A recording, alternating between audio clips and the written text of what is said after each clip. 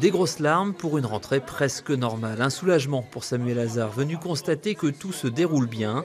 Depuis le milieu du mois d'août, Monsieur le maire lutte pour avoir ces 19 contrats aidés nécessaires au bon fonctionnement des activités périscolaires sur sa communauté de communes.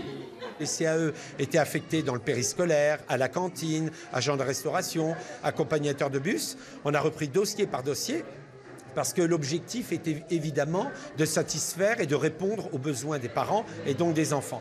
Et donc aujourd'hui, on a pris ces personnes, ces agents qui font de l'excellent travail, mais elles n'ont pas pour l'instant signé leur contrat. Dans cette école, la création d'une nouvelle classe de maternelle était par exemple suspendue à la possibilité d'avoir un nouvel ATSEM, ces agents chargés d'assister l'enseignant. Le recrutement a bien eu lieu, mais entre un CDD classique et un contrat aidé, le type de contrat n'est toujours pas déterminé. Un choix qui a un gros impact financier. La direction des ressources humaines a estimé que d'ici fin décembre, si on n'a pas de CAE, c'est 70 000 €. Et sur une année pleine, c'est 220 000 €.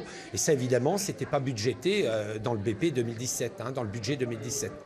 Face à ce risque financier, certaines communes voulaient reporter la rentrée, une menace finalement abandonnée. La rentrée en Meuse, par rapport à ce qu'on s'attendait, c'est effectivement très bien passé. Les éléments conjoncturels sont présents pour que la rentrée se passe bien. Je vais prendre un exemple très simple. Nous avons 400 élèves de moins dans le département dans le premier degré.